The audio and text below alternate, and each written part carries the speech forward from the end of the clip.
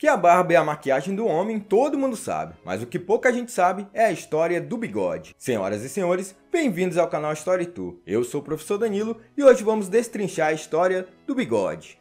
Mas antes de irmos para o vídeo, deixa eu dar um recadinho importante para você. Esse recadinho é para você que gosta do canal, gosta do conteúdo e quer vídeos exclusivos. Se você é assim, assine o StoryTourFlix. O StoryTourFlix é o clube de membros aqui do YouTube e tornando-se um membro você tem vídeos exclusivos semanalmente. Ele custa o preço da paçoca, então considere ser um membro aqui do canal. Outra coisa que você pode seguir lá no Instagram ou na Rede das Dancinhas, porque tem vídeo curto todo dia, além de conteúdos nos stories. Dito isso, bora pro vídeo.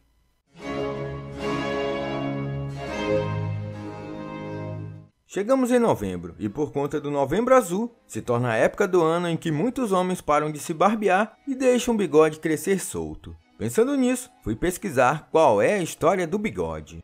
Como muitos outros estilos de pelos faciais, o bigode tem uma história longa e complicada.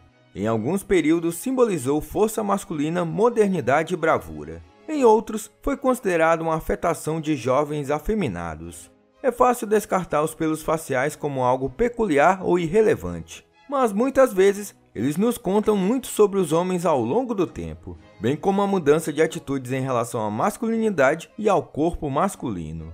Cada período da história geralmente tem seu próprio estilo de barba. Por exemplo, na Inglaterra Tudor, o modelo que fazia a cabeça dos homens era a barba em forma de espada. Podemos ver esse estilo de barba em muitos retratos de Hans Holbein o Jovem. Ela era tão popular quanto a barba pontuda em estilete, mas os bigodes também estavam na moda. Um estilo popular associado às elites ricas era um bigode muito fino e leve, que exigia trabalho constante para mantê-lo com aparência elegante. Durante o século XVII, o estilo da barba de espada foi substituído por uma moda de bigodes. E o maior representante desse estilo era nada mais nada menos que Luís XIV, o Rei Sol. Essa era a época original do bigodinho fininho. Charles II da Inglaterra também utilizava muito esse estilo do bigodinho fininho. No século XVIII, no entanto, os bigodes, juntamente com os pelos faciais em geral, eram desaprovados em toda a Europa. A barba foi associada a uma forma mais rude de masculinidade. Portanto, ela passou a ser mais adequada ao trabalhador rural do que aos eruditos e homens da política. Com exceção de alguns surtos esporádicos de pelos nos lábios por volta de 1800, o homem georgiano geralmente tinha um rosto liso. Mas tudo veio a mudar a partir do século XIX.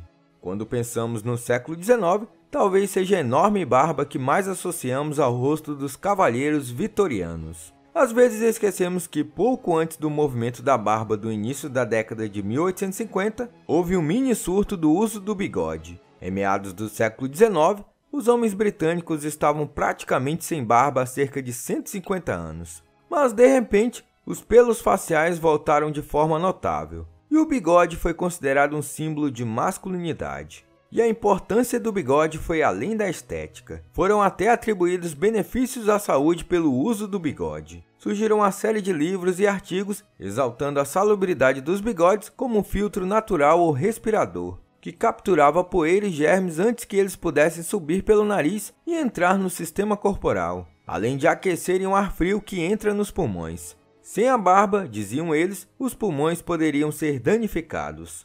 Um artigo até descreveu o bigode como nada menos que a sentinela vigilante da natureza ao redor da boca.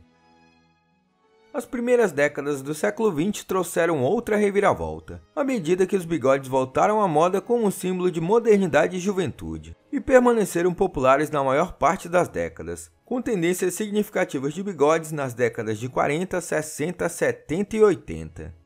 A virada do século XXI viu-os cair em desuso, embora haja sinais recentes de um ressurgimento da popularidade, com celebridades e estrelas do esporte sendo vistas usando-os.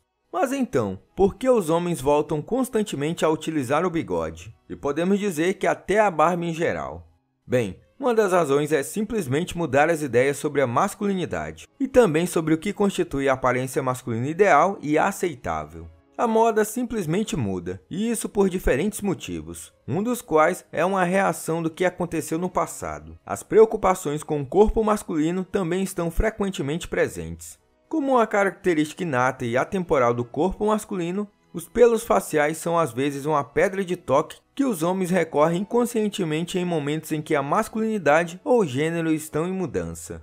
Outra motivação constante para os homens ao longo da história tem sido a imitação de um modelo ou herói. Por exemplo, copiar o estilo dos pelos faciais de um monarca era uma forma óbvia para os cortesãos, as elites e até mesmo os homens comuns demonstrarem lealdade. Além disso, os bigodes são muito associados aos militares e são uma característica de alguns regimentos franceses e alemães desde o século XVIII. Os pelos faciais eram considerados um sinal externo da força interior e um símbolo de masculinidade. Supunha-se até colocar os recrutas mais barbudos à frente de uma coluna em marcha faria os inimigos recuarem. Na Grã-Bretanha, parte da razão para o ressurgimento dos bigodes entre os homens civis em meados do século XIX foi a imitação dos belos pares de bigodes que adornavam os rostos das tropas que regressavam da Guerra da Crimeia. Qualquer homem que desejasse imitar a aparência ultramasculina de um soldado só precisava deixar a barba crescer. E detalhe, os soldados britânicos na Guerra da Crimeia foram obrigados pela Rainha Vitória a manterem um bigode grande. Isso porque o marido dela, o príncipe Albert, tinha um bigode grande, ela gostava e queria que todos os soldados homenageassem ele. E assim ela obrigou que os soldados tivessem um bigode grande. Pensa numa mulher que gostava de um bigode grosso. O bigode era tão importante como símbolo militar que, em 1860, tinha-se uma ordem permanente no exército britânico que os soldados deveriam utilizá-lo. Essa ordem só foi revogada em 1916. Na década de 1940, o bigode de piloto de caça trouxe outro estilo militar aspiracional para imitar. A partir do século XX, heróis bigodudos começaram a surgir em outras formas, principalmente nas estrelas de cinema. Nas décadas de 1920 e 1930, o bigode era uma característica fundamental entre a nova geração de heróis fanfarrões, como Douglas Fairbanks, Errol Flynn, Clark Gable e outros artistas. Muitas vezes, os bigodes eram bem tratados, fininhos e encerados. Até o bigode escova de dente imortalizado por Charlie Chaplin teve o seu lugar aí no início do século XX. Só que aí um pouquinho depois o alemão veio utilizar e acabou com essa moda aí pra sempre. Essa moda do bigode escova de dente aí é feia pra caralho, mas enfim. Nas décadas de 1970 e 1980, estrelas de cinema como Tom Selleck, músico como Lionel Richie e esportista como Hulk Hogan fizeram do bigode uma parte essencial de suas personalidades. Os bigodes, portanto, têm uma longa história, que por vezes é intrinsecamente ligada às ideias predominantes sobre a masculinidade, o corpo e a aparência masculina. Quaisquer que sejam as motivações de cada homem para deixar crescer o bigode ou a barba, elas raramente são neutras e envolvem múltiplas decisões, tempo e muitas vezes esforço na forma de estilo e aparência. Assim, a todos aqueles que estão prestes a embarcar na escolha de deixar a barba ou o bigode crescer, talvez seja adequado deixar a última palavra ao mais famoso dos utilizadores de bigode, o personagem Hercule Poirot. Ele nos diz: se precisam de bigode, que seja um bigode verdadeiro, uma coisa bela como o meu.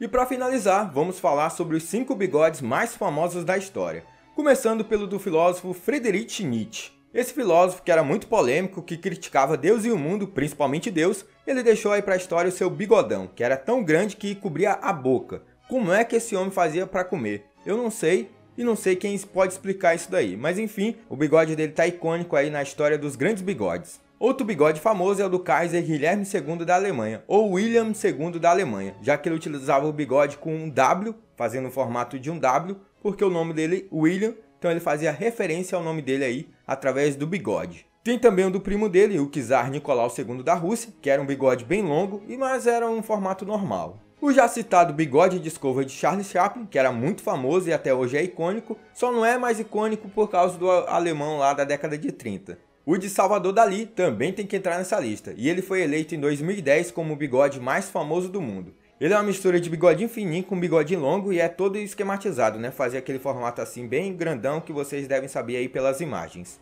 E por último, temos que falar do bigode dele, o bigode que fez a cabeça de muitos homens durante a década de 70 e 80, o bigode de Freddie Mercury. O bigode dele era icônico, um bigode bem grosso que cobria parte da boca dele. E muitos dizem que é porque ele tinha muitos dentes na boca, a boca dele ficava meio pra frente e ele utilizava o bigode como uma segurança para não se passar de feio. Então é isso, pessoal. Chegamos ao final de mais um vídeo e espero que vocês tenham gostado. E para fortalecer o algoritmo, comenta aqui qual bigode icônico da história tá faltando nessa lista. No mais, deixa o like, considere ser um membro do canal, segue lá no Instagram, segue no TikTok e se não for inscrito, inscreva-se no canal. No mais, falou!